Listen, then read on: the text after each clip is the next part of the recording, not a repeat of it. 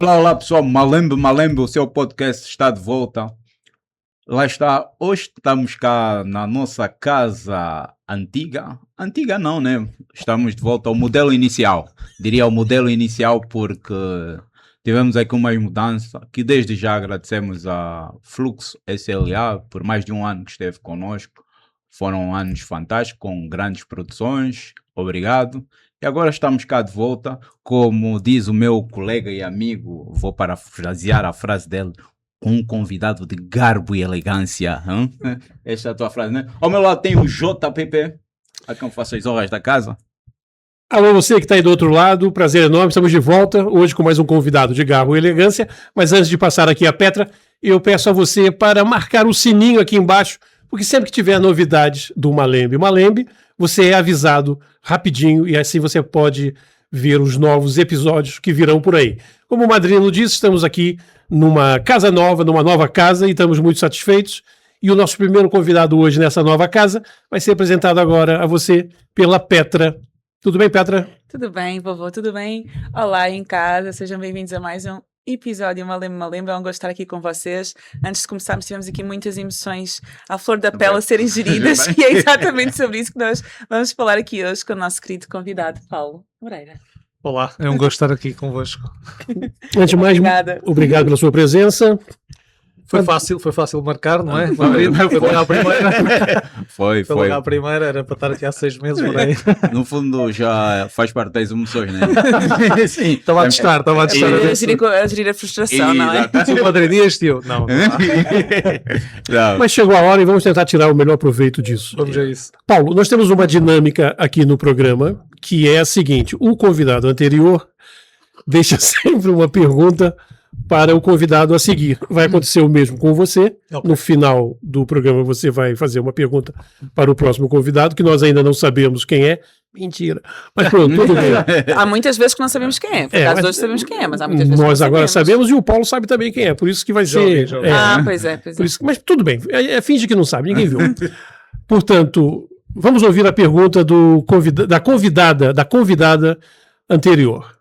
Olá, eu sou a Cátia Ramos, sou a doméstica rara e a pergunta que eu tenho para ti é: qual é o teu maior desafio que já fizeste ou que irás fazer? Boa pergunta. O maior desafio que já fiz ou que irei fazer?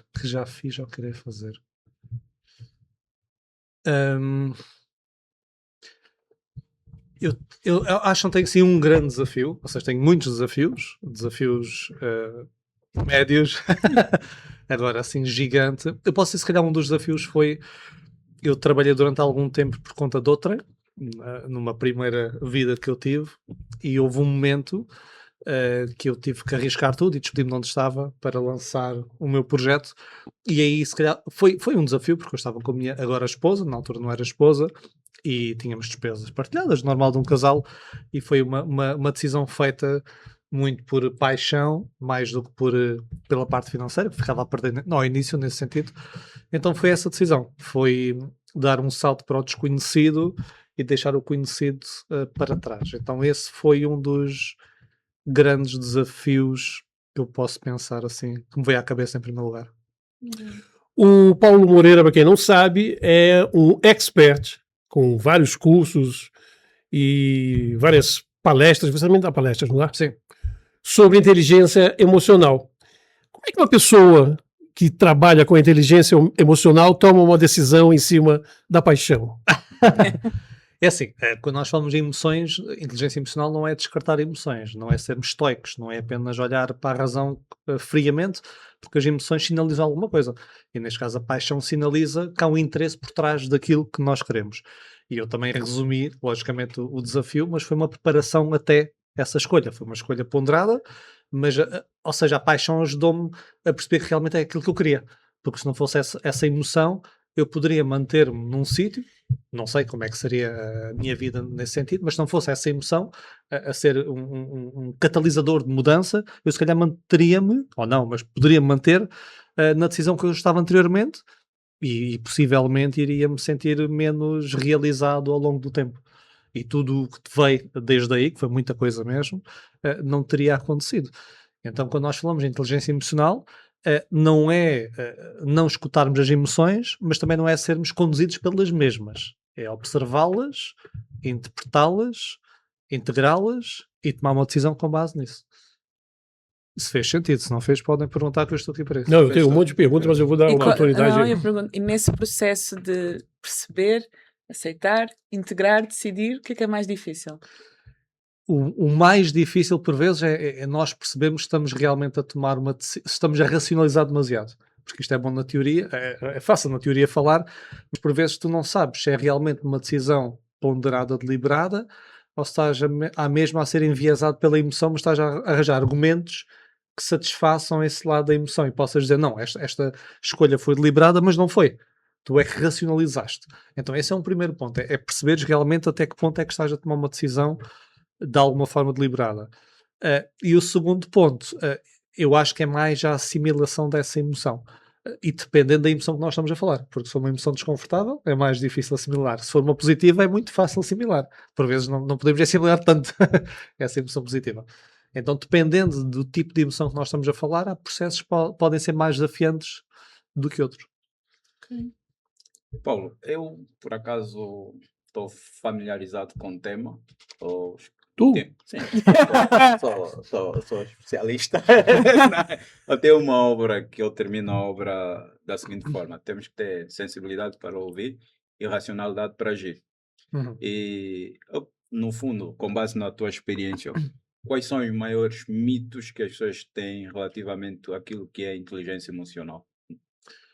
Olha, existem alguns. Um dos mitos que se ouve muito é sermos apenas bonzinhos ou simpáticos. Por exemplo, termos inteligência emocional é dizer sim a tudo, ser sempre simpático, sujeitarmos a muita coisa, e não é verdade.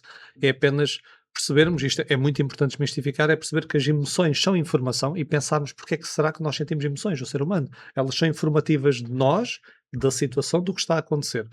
E é nós percebermos isso e integrar. Ou seja, e se eu estiver numa situação em que alguém me faz um pedido, por exemplo, eu vou falar do definir limites saudáveis, que é muito importante para o nosso bem-estar psicológico, como tu sabes, vocês também certamente sabem.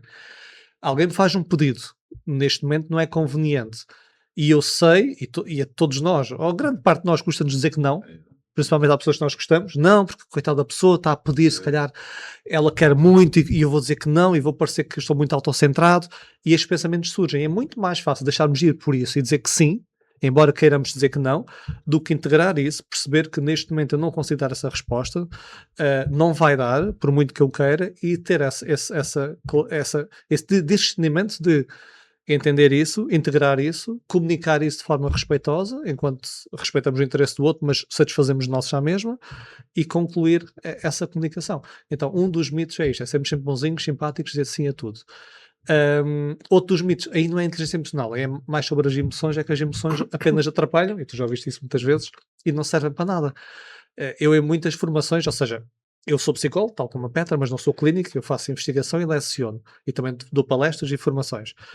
E dou muitas formações em empresas, grande parte do meu tempo é em empresas. E nas empresas, já está muito melhor, mas nas empresas, e dependendo do setor e do público que eu tenho à frente, quando nós tocamos no tema das emoções, acho que vocês devem perceber a reação habitual das pessoas. Eu tenho às vezes pessoas que entram numa formação e está, por exemplo, inteligência emocional, as pessoas não sabem o que é, e depois começa-se a ouvir risadas e do género, lá vamos aqui chorar todos, ou lá vem o psicólogo, ou estás bem, queres... Ou seja, alto para eu até me sentir desconfortável. Há muitas dessas coisas ainda. Então, porque acha-se que as emoções são uma coisa esotérica, uma coisa que não serve para nada, uma coisa emocional, que não é racional, que não nos ajuda a tomar boas decisões. Então há este mito enraizado e podemos depois explorar porque é que isso acontece. Então, e esse é um dos grandes mitos que prejudica muito este trabalho, que hoje está muito melhor, mas é um dos grandes mitos. Então esses dois, eu acho que são assim os mais sonantes e que se calhar têm um maior impacto negativo sobre esta área. Posso fazer uma pergunta? Onde? Você está aqui Não para muito isso. relacionado com emoções, mas o que é que te fez não trabalhar diretamente com pessoas, em termos de psicologia clínica Ok. individualmente, e trabalhar mais com organizações e com formações e com grupos? Antes de ir para a psicologia, estive em gestão e trabalhava numa empresa, minha primeira vida, em que geria a carteira de clientes. Então ia a empresas, estava muito em empresas, então era a realidade que eu conhecia. E tanto que eu, quando comecei esta área, comecei para mim, para me capacitar, para eu ficar... Porque eu percebi que era fazer toda a diferença. E então comecei-me a capacitar, comecei a conseguir escutar melhor, comunicar melhor, entender melhor, e comecei a ver esses resultados. E houve um momento que não havia praticamente nada em Portugal, não é? Na altura, fui-me certificar muito lá fora, então decidi dar um workshop aberto ao público, em Lisboa, estavam 20 e tal pessoas no workshop, e correu super bem, o feedback foi muito bom, e tive algumas pessoas da RH, e depois, olha, devias ir à minha empresa, etc, isto é muito fixe, e foi uma coisa natural, não foi pensada. E então, quando integrei em psicologia, fiz todo o percurso depois em psicologia, depois de gestão, eu já estava um pouco focado para empresas. Mas como eu gosto muito de ciência, como tu sabes, então o ramo que eu segui nem sequer foi a psicologia organizacional, foi cognitivo e social, ou seja, eu fui mesmo para a investigação, só que já estava nas empresas. É por isso que eu tenho este lado, que eu estou na academia, né, dou aulas ali na Católica e faço investigação no laboratório, e também nas empresas. Ou seja, foi mesmo um processo muito natural continuar nas empresas. Sim. Ô Paulo, me explica uma coisa como se eu fosse muito burro. Vamos lá. Me diz uma coisa. Se alguém agora abrir a porta do estúdio e entrar aqui e não der nem boa tarde, nem nada, a gente vai perceber que é uma pessoa mal educada. No entanto, se baterem na porta e entrarem, derem boa tarde ou boa noite a todos nós, nos cumprimentarem e fizer o que tem que fazer, a gente vai perceber que é uma pessoa educada. Como é que a gente consegue perceber se uma pessoa domina bem a inteligência emocional? Ok, e eu vou dar aqui um disclaimer, que nós vemos comportamentos, mas nós inferimos intenções. É muito normal nós observarmos um comportamento e atribuímos ao traço da pessoa, ou seja, JP ou JPP, não sei se aqui perdeste ou não o P. Como você quiser. Se alguém entrar no estúdio, eu consigo observar que não disse bom dia, mas eu fiz uma inferência que a pessoa não é educada. Pode ser esse o motivo, mas também pode ser introvertida, tímida, pode achar que estamos a gravar e não quer incomodar. Há toda uma nuance de possibilidades. Certo. Então esse é um primeiro ponto. Ou seja, nós observamos comportamentos e inferimos muitas vezes como traço de uma pessoa. Então como é que nós avaliamos a inteligência emocional? Existem alguns fatores escondidos, como a autoconsciência, ler o outro, ou seja, existem competências. Vou dar um passo atrás, para quem está a ouvir e não sabe o que é, existem vários modelos, várias escolas de inteligência emocional. Vou falar de uma mais conhecida, em que agrega a inteligência emocional em 4 tipos de competências. Sabes? Autoconsciência, que é eu reconhecer-me, conhecer as minhas emoções, entender porque é que reajo como reajo. Autoconsciência. Um segundo bloco é autorregulação, gerir as minhas emoções. E isto são competências intrapessoais, eu, comigo próprio. Depois existem as interpessoais, eu com o outro. E essas interpessoais são consciência social, que é ler o meio, esta capacidade de ler o meio, e relacionamentos interpessoais, que é relacionar-me com, comunicar com. E esta é a única que é visível das 4.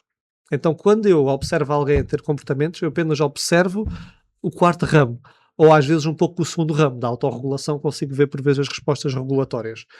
Mas eu não consigo aferir toda a inteligência emocional da pessoa. E para eu conseguir fazer e tentar inferir alguma coisa, eu preciso de observá-la em vários contextos, com várias pessoas, porque nós podemos ter um comportamento, como todos nós temos, padrão, habitual, com uma certa pessoa num certo contexto, mas eu posso ter outro comportamento com outra pessoa em outro contexto. Então, para eu conhecer a pessoa e aferir o nível de inteligência emocional, primeiro ponto, só para resumir, eu apenas consigo ler uma faceta. Segundo ponto, para eu melhorar, ir um pouco além dessa faceta e fazer inferências, eu tenho que ver a pessoa muitas vezes. Não basta ser uma pessoa que entra aqui, a tal coisa, e dizer bom dia ou não dizer bom dia. Porque eu não conheço. Até a pessoa pode ser uma pessoa simpática, educada e até está doente. Está confusa, está de mau dia, está tudo aquilo que eu tinha dito. Isso não te traz sofrimento? Como assim? Você ter a possibilidade de ver coisas que a maioria das pessoas não percebem umas nas outras? Não, eu acho que é assim, há muita coisa que nós não vemos e nós não estamos sempre com o motor ligado. O que eu tento fazer, não há super-heróis. Eu tenho também os maus dias, todos nós, e que é da área da psicologia. Paulo, sem ter o teu raciocínio, acho que há um autor que defende que a inteligência emocional é termos as emoções sem que elas nos tenham. Sim, e às vezes elas têm-nos.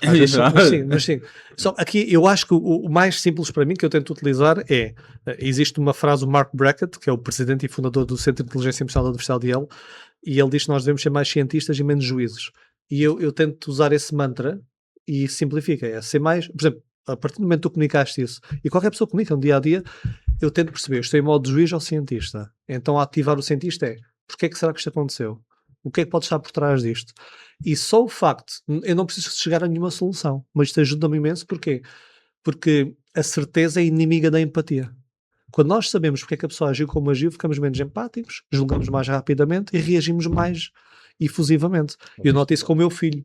Ou seja, o meu filho de 4 anos, o Pedro, é muito normal de vez em quando há aqueles momentos que ele não se consegue regular, e em vez de eu ter respostas, e às vezes tenho, de lá está ele, ou quer-me tirar do sério, porque é que será que ele está assim?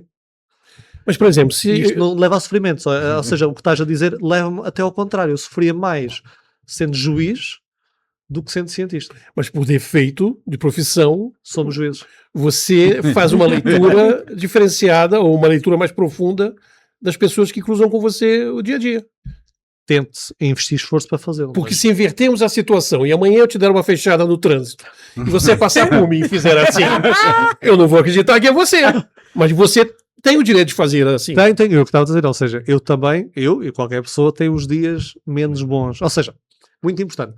Para nós conseguirmos ter a capacidade de entendermos, regularmos, comunicarmos bem, temos de ter recursos para isso. Eu vou-vos contar uma história, eu já partilhei isto em palestras, isto é real, não é anedótico. A minha esposa, olá Sara, ela não vai ouvir porque ela não ouve podcast desta área, quer dizer... Vamos fazer corte desse. Ela é da área das finanças e não liga assim muito a esta área. Até às vezes brinca comigo e mete-se comigo. E eu comecei a falar um dia, já foi acho que há um ano e tal, estava a falar sobre o Buda. E eu, o Buda e tal, e fazia isto, e geria assim as suas emoções, e ela assim para mim, não estava nada interessado nisso, ela assim, o Buda, sim, o Buda, sim, ele já depois suas emoções, muito bem, sim. E depois ela assim, olha lá, o Buda vivia onde? E eu, no fim da sua vida vivia nas montanhas.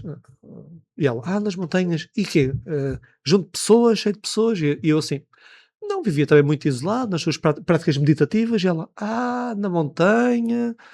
tranquilo, sem ninguém, então mete lá o Buda no meu trabalho com os meus colegas e vê lá se ele gera assim também as emoções. E eu comecei-me a rir porque ela tinha razão.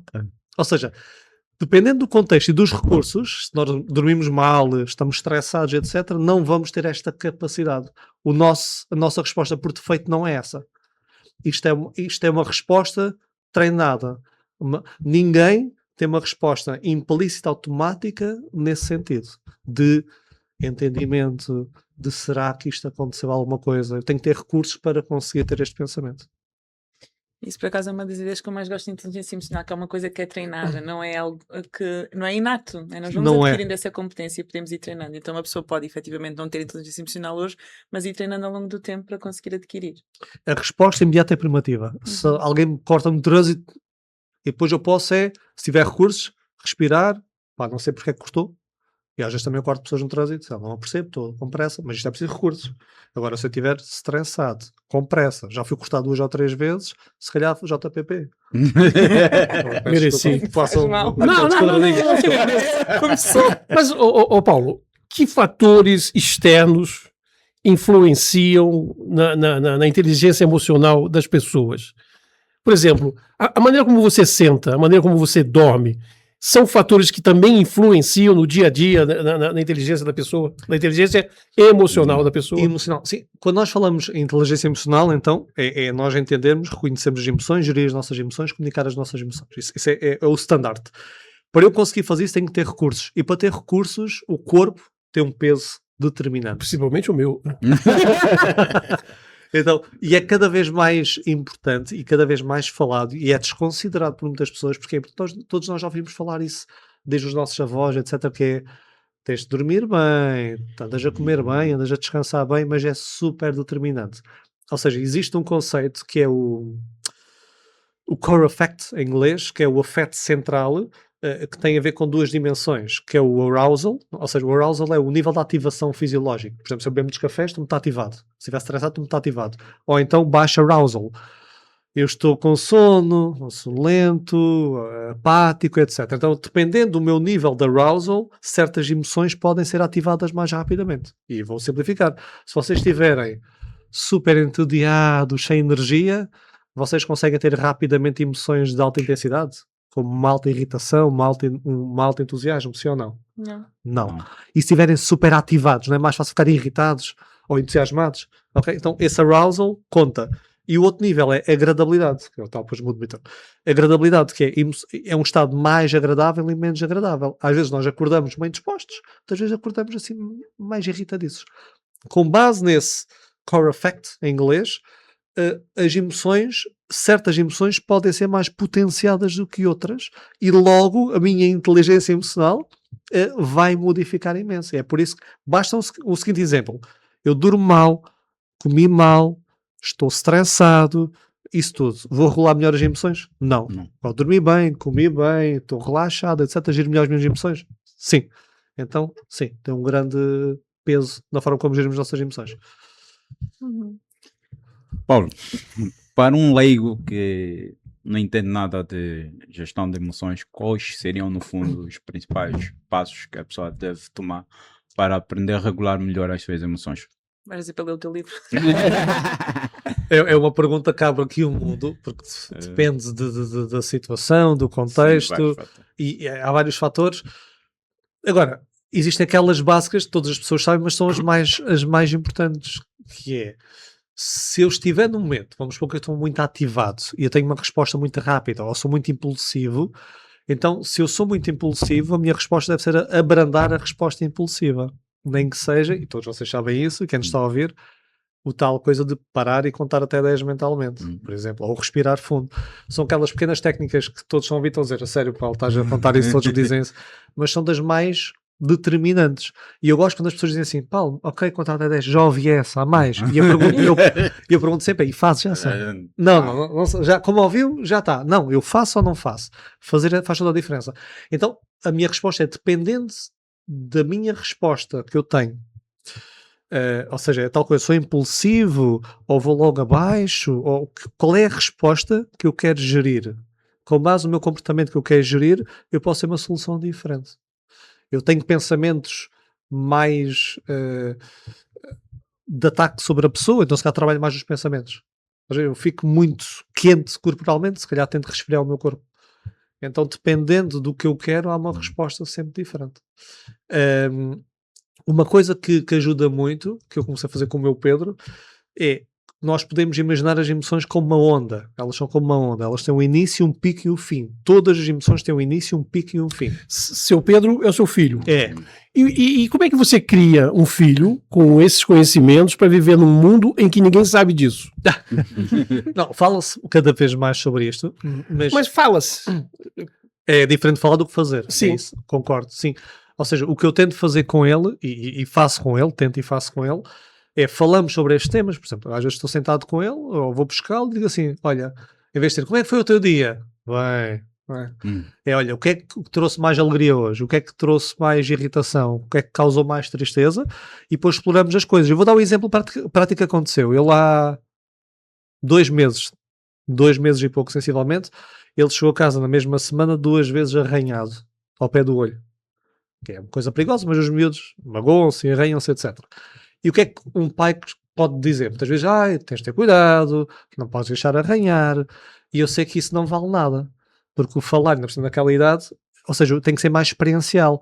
Então eu simulei que eu era o amiguinho dele e que ia arranhá-lo. E tivemos a treinar durante meia hora respostas que ele pode ter. Fazer roleplays. Então eu faço roleplays com ele. Eu falo respostas que ele pode ter ou reações que ele pode ter? Sim, quando digo respostas não são... Sim, até verbais e físicas. Neste caso era, por exemplo, agarrar as mãos e depois dizer... As mãos não são para arranhar. Ou seja, respostas rápidas, simples e repetição em roleplay. Ou seja, eu tento instruí-lo nesse sentido. Falo com ele sobre isso. Outra coisa, normalize emoções. Há muito aquela ideia, por exemplo, não pode ficar triste, não é? Não pode ficar frustrado. Ai, coitado, vamos logo... Não. Deixá-lo ficar assim. No outro dia, de vez em quando estou uns dias fora, em trabalho, e o meu filho começou assim, a sentir-se muito triste, assim, quase a chorar, a dizer, ai pai, não vais, vou ter muitas saudades tuas. E a minha esposa, naturalmente, e é normal, ela dizer assim, não fiques assim que é rápido, são só 2 noites. Já descarta a tristeza. E eu disse ao meu filho, fica triste, não há problema nenhum, o pai também vai ficar muito triste. Okay? É porque gostas do pai. Se não gostasses do pai, não ficavas triste. Então, ainda bem, se quer dizer que gostas do pai, o pai também vai ficar muito triste. E a falar assim, ele vai ficando menos triste. Isso é que é interessante. Em vez de ter, deixa estar, está quase a passar. O pai também fica triste. Ficas, pai, fica, vai ficar muito triste. Onde é a empatia, né? E depois, mas daqui a 2 dias estou cá. Ou seja, estou a dizer a mesma coisa de outra forma. Daqui a 2 dias estou cá. E depois vamos estar os dois. E vai ser bom, e vamos aproveitar mais. Então, eu tento fazer isso da melhor forma, sabendo que vale o que vale, também tem a sua personalidade e vai integrar algumas coisas e outras não, mas é o que eu tento fazer lá em casa. Agora tocaste num ponto interessante que foste falando sobre a emoção com ele e foi passando. Acho que isso também traz um bocadinho um mito que existe, que é se eu me permitir sentir, vai ficar muito intenso e não vou conseguir controlar. Eu acho que muitas vezes nós não queremos sentir porque temos aquele medo de não conseguir controlar o que estamos a sentir, então mais vale colocar numa gaveta para isto não mexer tanto comigo, porque eu tenho medo de sentir demais. Não sei se... É muito normal, é como uma criança, isso acontece imenso, se uma criança, por exemplo, assusta-se, magoa-se de uma coisa e quase que aquilo criou ali um evento quase traumático e nós, não digas nada a ver se esquece, não se esquece, está lá, o melhor é falar sobre isso, ou ir ao sítio com ela e se cai, por exemplo, outra vez um grande trambolhão de trotinete e eu pus ela em cima do trotinete e andou novamente, e é isso, ou seja, expor as emoções, mas é esse mito também enraizado, se falas ele nunca mais sai dali, vai ficar a chorar e nunca mais passa, não, mas muitas vezes é o pai ou a mãe é que sente, e eu percebo que não tem recursos para se aquilo acontecer, o que é que eu faço? Eu é que não consigo estar com a criança no momento dela estar triste ou irritada. Então eu vou tentar anular isso. Porque também, atenção, isto sem crítica. Foi assim que nós fomos educados e ensinados. E achamos que estava tudo bem, mas já há outras formas melhores. Se calhar vimos que não está assim tudo bem. E mais hoje é este olhar das emoções como se fosse uma coisa super ou esotérica, ou esquisita, ou estranha, mas só informação.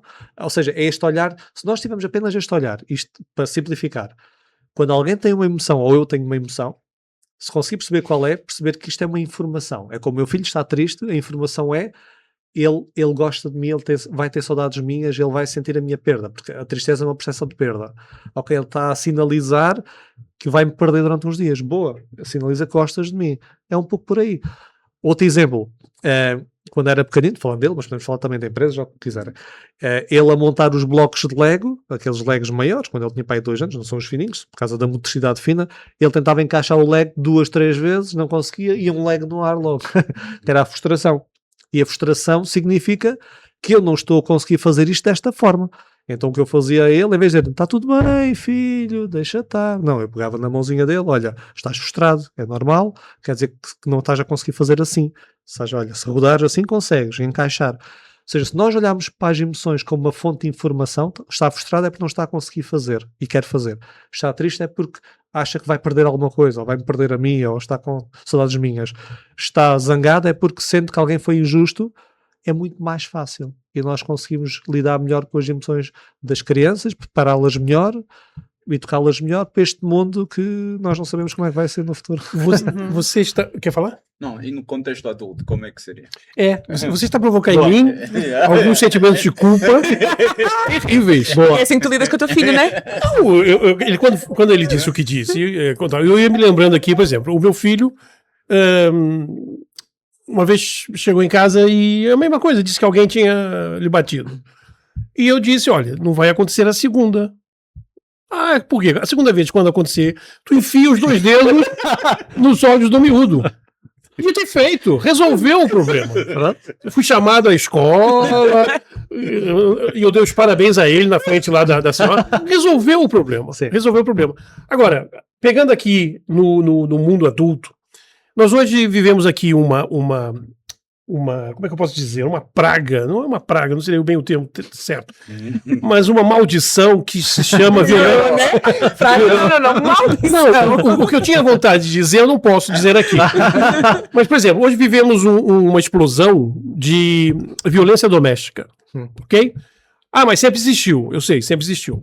A gente assiste o Mundial, acaba o jogo, a gente vai para as redes sociais e vê uma explosão de alguma forma de violência. Sim. Por que isso, por que aquilo?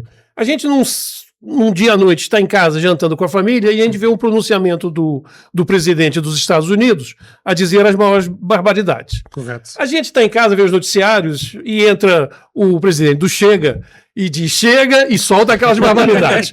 Como é que você gere e cria crianças para esse mundo nefasto? Sim, é uma excelente questão. Bom, há aqui muita coisa para pegar. Então, vou só fatiar um bocadinho e muito rápido. Primeira coisa, cada vez é mais noticiado. Violência doméstica, isto e aquilo, não quer dizer necessariamente, é isso, sempre houve, que haja mais, não estou a desculpar, até existe um livro muito bom, até 2011, e já na altura era o que era, que é o Factfulness, não sei se vocês conhecem. Factfulness, como o nome diz, Factfulness, ou seja, são factos, estatísticas, dados, objetivos, em que vários tópicos em que as pessoas dizem que isto está cada vez pior, há mais violência, e mostra com dados que não há, que há menos, que as coisas estão melhor. Agora, é muito mais noticiado, aí sabes, a televisão mata, esfola, bate, etc. E antes era em casa de feira, não, como é que é? Entre Maria e mulher não se mete a colher, e ninguém fala, e ninguém diz, e ninguém participa, que era a norma. E agora não é a norma e fala-se mais. Então esse é o primeiro ponto.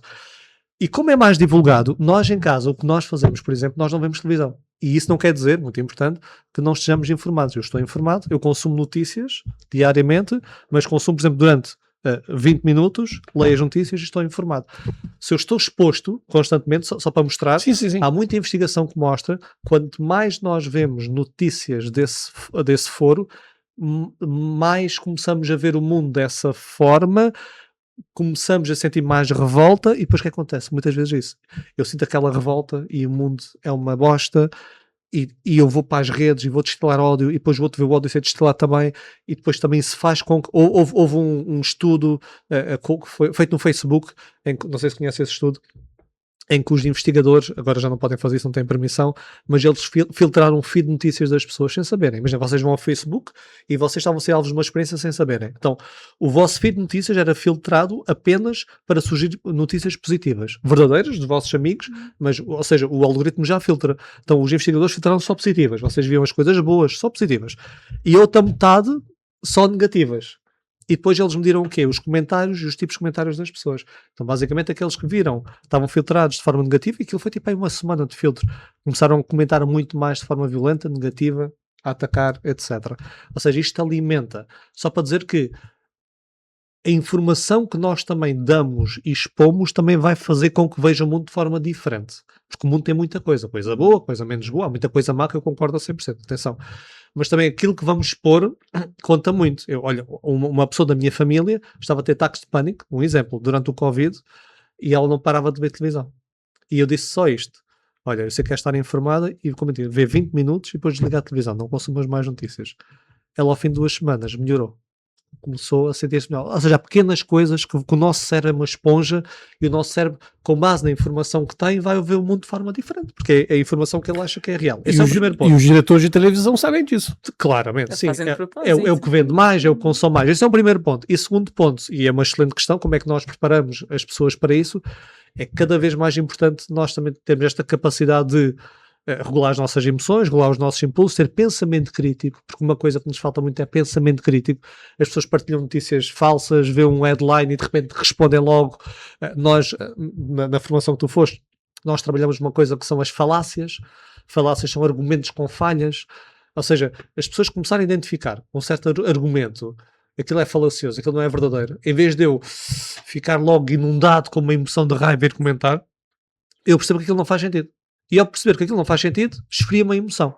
Então, se nós desenvolvemos estas competências, conseguimos navegar, isto é importante, navegar melhor. Não vamos andar sempre contentes, sempre felizes, não vamos reagir sempre bem, mas dentro do contexto pesado que existe, nós vamos ter mais ferramentas para lidar com as coisas. Então, em resumo, eu acho que é ter muito cuidado com a informação que nós consumimos e a quantidade de informação, e capacitar-nos também destas ferramentas de regulação e de pensamento crítico. E também, muito importante, essa questão de pôr os dedos nos olhos, eu estava a rir, e resolveu. Há outras formas de resolver, se calhar, mais positivas, claro, mas o seu objetivo era encerrar e encerrou. Agora, quando nós falamos de inteligência emocional, e volto a falar o mito anterior que o Madrinho tinha perguntado, não é sermos bonzinhos, etc. Ou seja, eu quando falo sobre isto, por vezes achamos que eu vou dizer ao meu filho para ele sempre dar abraços, beijinhos, se ele for vítima de bullying, leva e sorri, não é nada disso. É ter esta capacidade de agarrar na criança cá nos braços, dizer tu não me tocas, ser assertivo, ir comunicar, é nesse sentido. Podem ser dedos nos olhos, mas também é ser Assertivo. Assertivo, é isso. Aí acertou. E resolveu o problema. Porque às E está resolvido, é sim, isso, está isso resolvido. também é um mito, né? É Uma isso. pessoa que tem uma boa capacidade de inteligência emocional, é tudo peace and love e Não, paz e não, amor, não, e não é me isso. chateio, e não digo que não, e não fico com raiva, mas Isso não é inteligência emocional. Quando a pessoa diz está tudo bem, relaxa, não há problemas, e está tudo a arder e não sei o quê. Não, olha para o problema, agora o que é que vais fazer com isso? Não é? Uhum. É diferente. Uma curiosidade, se eu tivesse de escolher duas emoções que normalmente são julgadas ou criticadas ou ignoradas, mas que têm uma informação assim brutal para o processo de decisão e dia a dia da pessoa, quais é que seriam? Olha, há pouco o JP falar sobre culpa. Eu entrevistei uma psicóloga, ela escreveu mesmo um livro, agora recentemente lançou, acho que o ano passado ou ainda foi este, que ela trabalha com pais, né? Como educar, e depois sem culpa, e depois rasgou o 100, ou cortou o 100, e depois com culpa. Porque a emoção mais presente nos pais, conscientes, é a culpa. Porque culpa significa que tu tiveste uma ação e achas que de alguma forma podias ter feito melhor e achas que cometeste algum tipo de dano. Ou dano no sentido, é tipo isso, eu poderia ter feito melhor. Isso faz-nos o quê? Faz-nos aprender. Faz-nos olhar para trás e, se eu não puder retificar uma coisa que está atrás, aprender a melhor para o futuro. Um pai sem culpa, quem é que não tem culpa? São os psicopatas, eles é que não sentem culpa. Ou seja, se eu fizer sempre porcarias, tratar mal as pessoas, etc., e não sentir culpa, olho para a pessoa e eu não gosto daquela pessoa. Eu gosto de uma pessoa que mostre culpa e arrependimento. Então essas duas emoções, por vezes há aquelas frases quase de guerra de no regret, não me arrependo de nada, eles perguntam, então, sabe, nunca trataste mal ninguém na vida, nunca tomaste uma decisão, não te arrependes? Quando a pessoa diz, mas foi assim que eu evoluí, está bem, mas uma coisa é uma coisa, outra coisa é outra coisa. Eu posso evoluir e ter aprendido, mas sinto arrependido porque eu gostaria de ter feito diferente. Então essas duas emoções, eu acho que as pessoas não gostam de sentir, mas dão-nos muita informação sobre nós. Não, ou qual é o problema muitas vezes dessas emoções? É nós ruminarmos sobre as mesmas. Isso é Ficar que é diferente. ali, não é? Moer e porque é que eu fiz isso, é diferente. Isso não é culpa, isso é a ruminação da culpa. Boa. Eu tenho aqui uma pergunta de uma subscritora. Como lidar com um narcisista? Não lidas? É muito difícil. Por acaso, eu também entrevistei um psiquiatra sobre narcisismo só. É assim, é um tema muito sensível. Não há.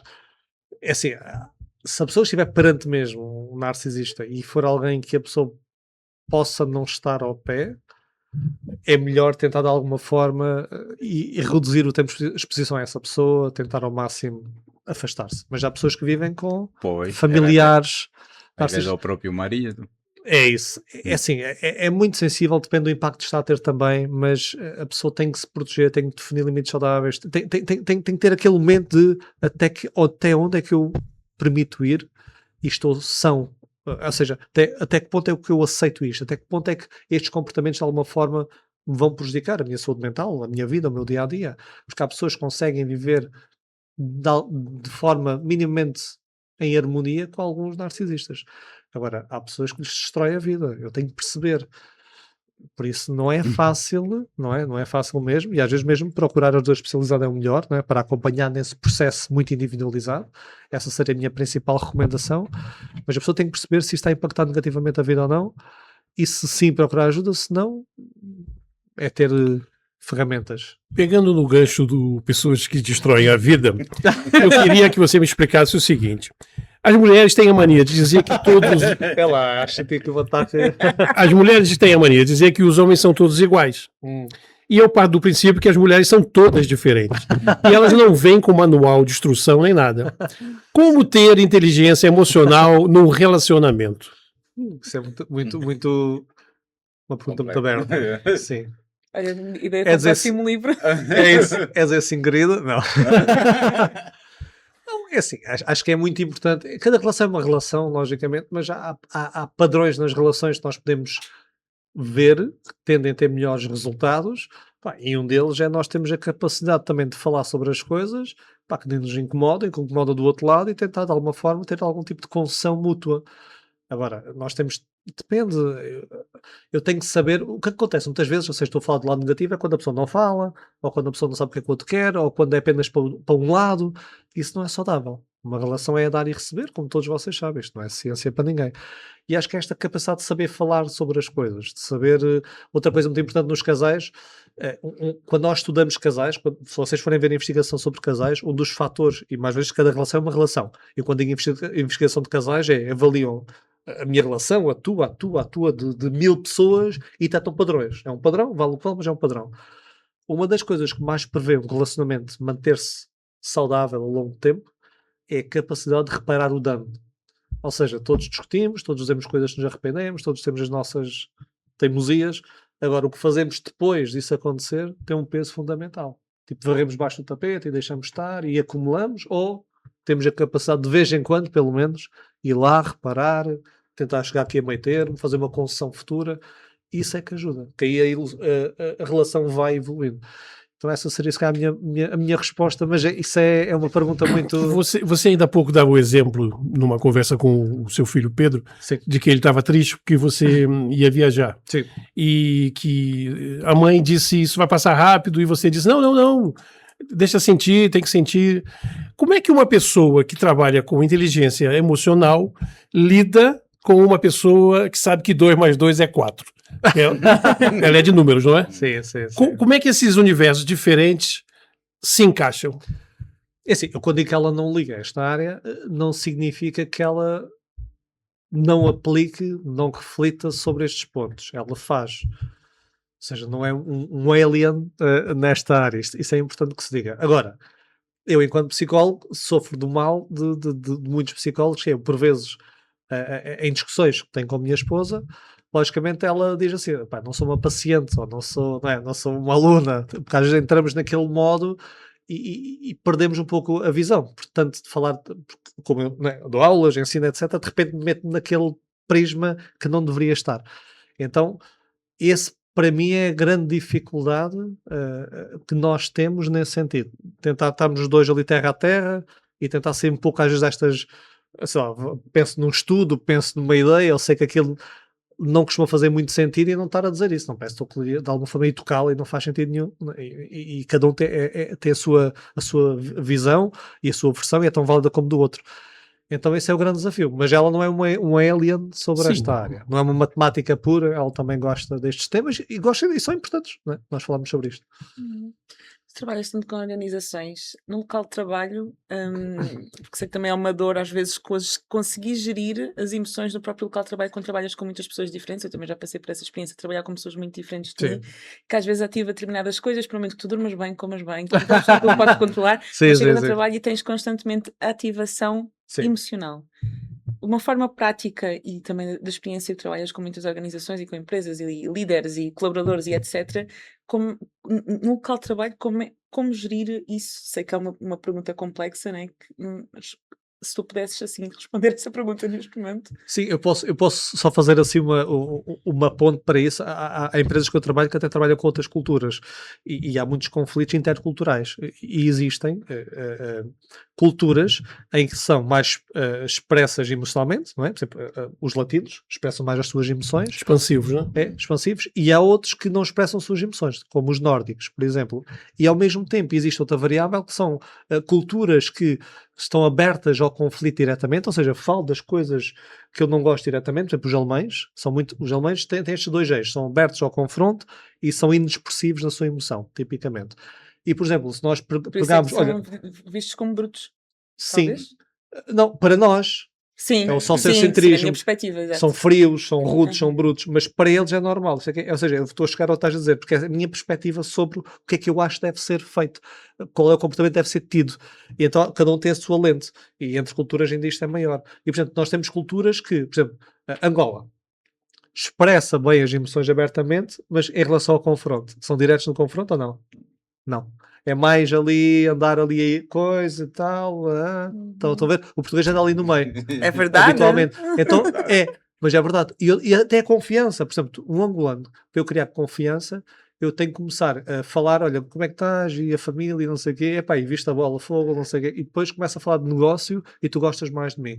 Se eu tiver isto com o nórdico, ele manda-me passear. Nas empresas, quando começa a ir, então, mas a gente talvez não és um alemão. E eu, então, Petra, e a família? E tu dizias assim, quase sempre. isto não interessa, vamos falar sobre isto, etc. Eu ganho confiança com a qualidade do teu trabalho. Para dizer que há muitas variáveis, não, o que conta é eu perceber que a minha visão que eu tenho dos comportamentos do outro é a minha visão.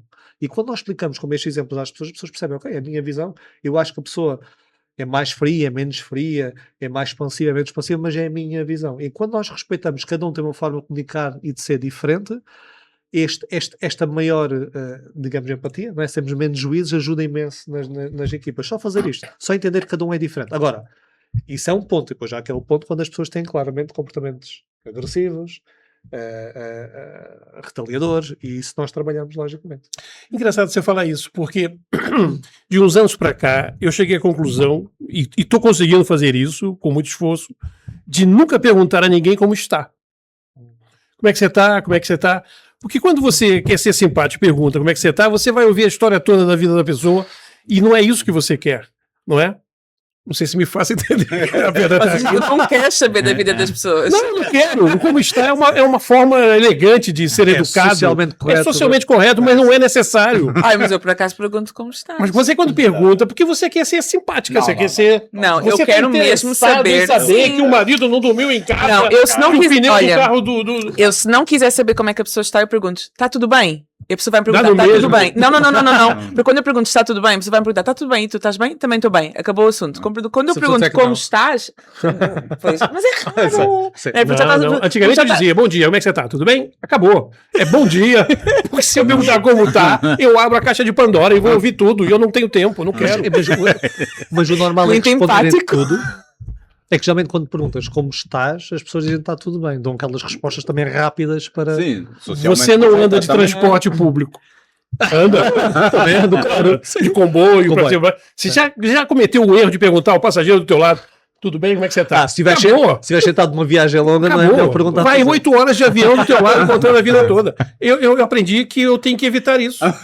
Podem dizer o que quiser, que eu sou antipático, que é falta de empatia, o que quiser. Mas porque as pessoas, eu acho que a pergunta como está, dispara um gatilho na pessoa Ok. e dispara mesmo. É assim, e às vezes dá pena, se alguém sente a necessidade junto de um estranho de debitar como é que se sente e a história de vida, quer dizer que se calhar não tem mais ninguém para falar. Ou seja, JP, tu estás a impedir que muitas pessoas desabafem contigo. Não faças mais isso. Mas eu estou fazendo um bem para elas, porque eu não tenho estudo para ouvir. Não tens Eu recursos não sou emocionais, psicólogo, né? eu não sou psicólogo. Olha, fazes assim, como a celular. Dentro dos olhos, já chega. Sim. Era boa uma varinha, aquela varinha lá com aquele. Como é que dizia? O quê? Do Harry Potter, a varinha. Não tem lá Não sei, não vejo Harry umas Potter. frases? Tem. É o. Pois é isso. É, Minha esposa é que leu lá. terminado em S, não sei o quê. Yes. Malignos, calados, sabe? Malignos. Mas é uma realidade. É uma realidade. Outra coisa, dentro do universo laboral, Sim. como é que você reage quando você é guiado por alguém incompetente? Pois. Há formas de nós mostrarmos àquela pessoa que talvez aquilo possa não estar bem, sem mostrar que a pessoa é incompetente. Imagina, és o meu chefe, não é? Eu Estou todo ouvido. faço, tu entregas mal que eu acho que não está bem. Isto é que é importante. Porque é que eu acho que não está bem? Eu tenho que ter de alguma forma evidência sobre isso. Então eu posso colocar questões. Olha, podes-nos explicar melhor como é que chegaste a isso? Ou como é que nós vamos incorporar isto? Ou estive a ver qual é que acho que é a melhor forma. Porque às vezes essa incompetência é alguém que faz uma coisa sem se aperceber e acha que ele está correto. E quando vê uma segunda vez, ou quando há a possibilidade de feedback, ela é capaz de alguma forma, eu estou a super generalizar, de explorar um pouco mais isso contigo. Vamos supor que tu não percebes nada, és incompetente, pedes-me uma coisa ou pedes uma coisa errada e eu pergunto, olha, e como é que preferes que eu faça isso? E tu começares, não sei. E eu, tu achas que assim era uma boa ideia? Ou seja, tu podes tu próprio guiar através de perguntas. Agora, se tu tiveres junto a uma pessoa incompetente, mais uma vez, e é uma pessoa que acha que é competente, e é uma pessoa que não quer ouvir feedback, e é uma pessoa que Por faz... que você ri quando você fala? Por que te provoca riso quando você fala a palavra incompetente? Me dá vontade de chorar, por que você ri? É o riso nervoso. E é uma pessoa que faz microgestão, etc. Esse é o meu perigo, hein? Verdade. Ele vê através dos olhos da gente. Já te analisou tudinho. Já. Sim, mas nós, é tal coisa. Vou só dar um passo atrás, porque é algo que eu vejo diariamente em todos os setores e todos passamos por isso, uns mais do que outros. Um princípio, né? Acho que é Kruger. Dunning-Kruger. É o Kruger, é isso mesmo. O pico da estupidez, etc. É muito giro. Yeah. Então, é perceber que isso acontece sempre e isso realmente prejudica o dia-a-dia das pessoas, e há pessoas que sofrem imenso com isso, porque é uma pessoa, porque depois se há um superior hierárquico, é alguém que condiciona a evolução da carreira de alguém. Isso é muito importante. Agora, posto isso, não quer dizer que nós não tenhamos nenhuma forma, nós temos sempre algum tipo de controle, e algum tipo de controle é, ok, se eu sei que aquilo está errado, como é que eu vou comunicar? Eu vou tentar. E a pessoa não percebeu, então vou começar a ser assertivo, e isto não está a resultar, e depois estava a prejudicar o meu dia-a-dia. Eu posso ter que chegar a um ponto em que, se eu percebo que tentei várias coisas, abordagens mais difusas, mais diretas, até se calhar falei com terceiros, não sei, para tentar perceber aquilo, e se não resulta, há uma opção que é eu sair desse contexto, se for possível, logicamente, cada caso é um caso, mas é perceber que nós temos opções, e muitas vezes o que é que acontece? Isto também é importante dizer, eu vejo muitas pessoas a indicar que têm problemas com chefias, e depois quando eu vou explorar o que foi feito, não foi feito nada, porque muitas vezes se eu disser que está errado, sei lá, sou despedido, ou a pessoa faz mal alguma coisa, ou a minha carreira está prejudicada, então não vou fazer nada. Então muitas vezes nós temos estas respostas dicotómicas, vivemos assim na vida, ou digo ou não digo, ou faço ou não faço, ou é mau ou é bom. E a vida não é preto e branco, a vida tem várias sombras. Há quem diga 50 sombras de... Não, do Grey, mas há várias sombras. Então é sempre, o que é que eu vou tentar? Então eu tenho incompetente, ok, e incompetente em que medida, em que contextos, em que momentos, e porque é que eu sei que isso está a acontecer? Então como é que eu comunico a essa pessoa sem passar essa mensagem de estás a ser incompetente? Vou passar eu a mensagem de não estou a perceber, de ajuda-me, de vamos ver isto em conjunto, e quando nós treinamos isso, nós também treinamos isso, muitas vezes vemos resultados positivos na comunicação com a pessoa. E quando não vemos, vamos tentando outras coisas de forma mais assertiva, definir limites, perceber, olha, até aqui é o meu trabalho, a partir daqui não controlo tanto, tentar defender-me, tentar proteger-me, e se isso tudo não estiver a resultar, e se eu estiver a ficar cada vez mais prejudicado com isso, eu tenho que pensar em alternativas de sair daquele contexto. Ou seja, há toda uma linha evolutiva nessas situações. Okay? Ou então... Acho que vais levar essa estratégia para as tuas formações daqui em diante. Pode fazer perguntas. Mas aqui a falar sobre conflitos, né? E a gestão de conflitos acaba por ser um tema que surge muito, e também é uma das competências quando falamos sobre a inteligência emocional, e acho que um dos lugares onde mais se sente a falta de inteligência emocional é na gestão de conflitos em relacionamentos interpessoais, seja laborais, seja de relacionamento, seja do que for. Se tu pudesse aqui dar assim, alguma estratégia, alguma dica, alguma orientação de uma pessoa que tem muita dificuldade em gerir as próprias emoções na gestão de conflitos e acaba por evitar os conflitos, qual é que seria? Uma coisa que é importante nos conflitos, eu acho que isto ajuda imenso. Por vezes, vou dar um exemplo, nós temos conflitos em casa ou no trabalho e levamos a nossa avante, ou ao contrário, mas vou pensar neste prisma. E são coisas que não interessam grande coisa. Por exemplo, eu estou ali a discutir com a minha esposa que eu quero ir ao sushi e ela quer dar a pizza, e no fim de contas eu gosto das duas, mas estou ali a teimar. Ou estou a teimar que isto tem que ser feito desta forma, quando a outra também é válida. Só para perceber isso. E há outras que eu cedo e que são importantes.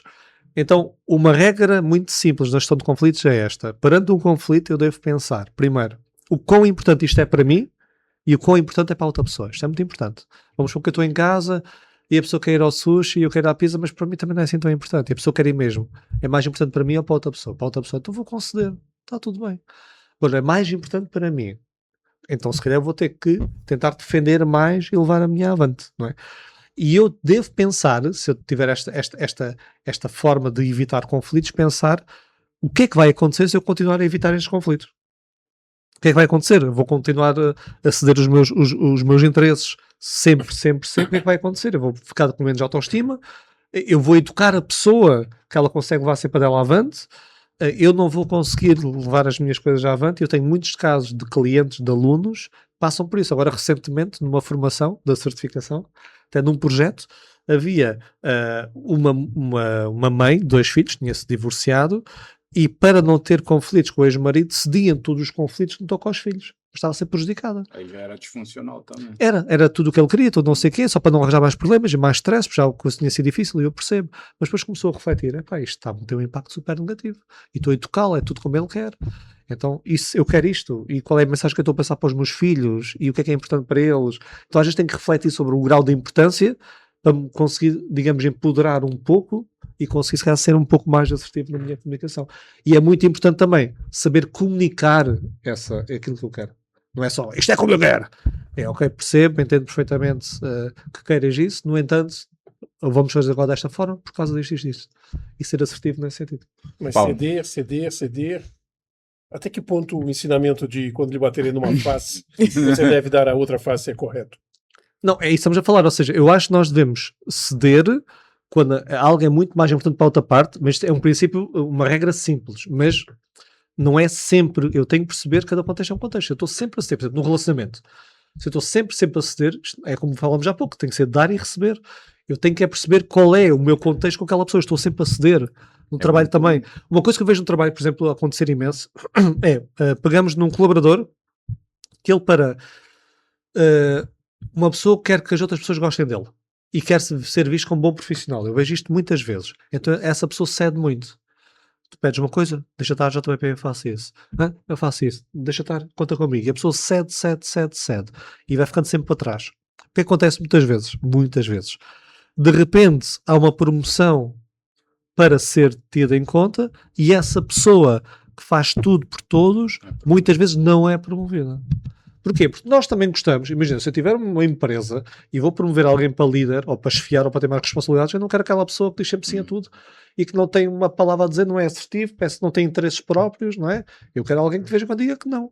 Então, por vezes, também a imagem que nós temos com o ceder as pessoas vão gostar mais de mim, ou aquela imagem da avózinha que faz tudo pelos netos, e depois chega a um ponto, os netos só vão lá para pedir dinheiro e para comer e estão-se a borrifar para a avó. Também é bom, às vezes a avó dizer, não posso, hoje vou às unhas, sei lá.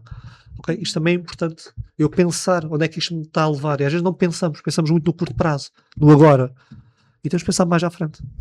Mas ouvi dizer que não aumenta a percepção de respeito da própria pessoa. Sim, nós gostamos, não posso neste momento, ok? Claro que também não gostamos do oposto, é sempre como eu quero, é sempre não é isso que estamos a dizer, mas temos de moderar, temos de perceber o que é que eu estou a educar às pessoas e o que é que eu quero com esta minha resposta, e o que é que me faz não ter essa resposta, o que é que me faz estar sempre a conceder, tenho medo do quê? Isto está-me a causar o quê? É por não saber comunicar, tenho que trabalhar a minha comunicação, é por ter medo disto que aconteça, então se continuar o que é que vai acontecer no futuro? Nós pensamos pouco a longo prazo. Paulo, infelizmente estamos mesmo no final, passou muito rápido. Muito bom. E tenho só mais 3 perguntas. São mais 3. São mais 3. 2 da praxe e uma. Já não vou vos dar mais tempo. Obrigada pela colaboração. Pela colaboração. Valeu. É pergunta para o convidado também. Vai ver o que é ter um chefe incompetente? Estou salvando a verba do advogado. Cuidado. Paulo, qual é o impacto do perdão na gestão das emoções? Excelente pergunta. É determinante. O perdão é difícil e depende sempre do que é que a pessoa fez, que cujo perdão nós não queremos conceder ou que não perdoamos a pessoa. Só que nós pensamos que o perdão é para a pessoa e o perdão é para nós. É isso que é interessante. E também há pessoas que confundem perdão com aceitar que está tudo bem e não está tudo bem. Ou seja, eu posso não concordar com aquilo, eu posso não esquecer que aquilo aconteceu, mas eu posso perdoar aquele ato. Eu posso tentar perdoar, ou seja, tentar não me consumir. Porque muitas vezes eu acho que se eu perdoar a outra pessoa safa-se. Mas a outra pessoa não está, se calhar, a sentir aquilo. A pessoa está na dela, não sei. Eu é que estou a remoer com aquilo. Não, o perdão é para mim. Então muitas vezes é isso. Eu não quero perdoar porque depois a pessoa... Não, é para nós. Agora, se é fácil, claro que não. Nós podemos racionalizar, mas internamente não perdoar. Mas a partir do momento que eu decido tentar perdoar, eu posso tentar começar esse caminho. Mas é muito importante porque o não perdão leva a quê? Ressentimento, amargura, sentimentos de vingança, e há pessoas que destroem a própria vida pela falta de perdão, pela falta de injustiça que aconteceu, e deixam muitas vezes de viver plenamente com as pessoas depois que importam à sua volta e destróis completamente. Então é uma excelente questão. Bom, agora vamos para as perguntas da praxe. Como defines a vida em uma palavra? Complexa. Olhando para trás, que conselhos darias hoje? A mim próprio? Com que idade? Para trás que é um jovem? idade?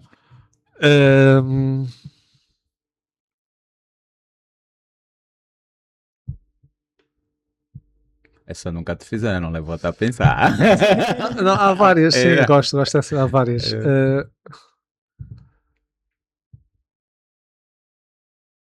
Eu acho que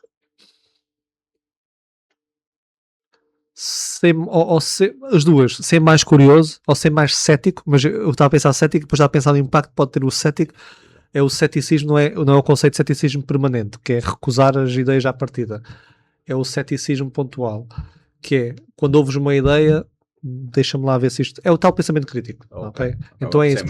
Sim, porque eu em jovem havia muitas ideias que incorporava, considerava que eram verdadeiras, não pensava nelas, e se calhar não teve assim, se calhar não, houve momentos que não tive comportamentos tão positivos por causa disso, achava que aquilo era a realidade, aquilo era a forma de ser. Eu antes era um miúdo cheio de certezas, eu agora estou cheio de dúvidas. Então se calhar essa era uma boa recomendação. Sim. Boa, Paulo, obrigado pelo tempo. Muito obrigado. Foi um gosto. Obrigado mesmo. Foi uma aula. É verdade, foi uma aula grátis, pessoal, por isso subscrevam E paguem aquilo. O Patreon, não sei. Bom, muito obrigado pela sua presença. Queria que você deixasse uma pergunta para o próximo convidado. Olha para aquela câmera, se apresenta. Não começa a fazer assim, não.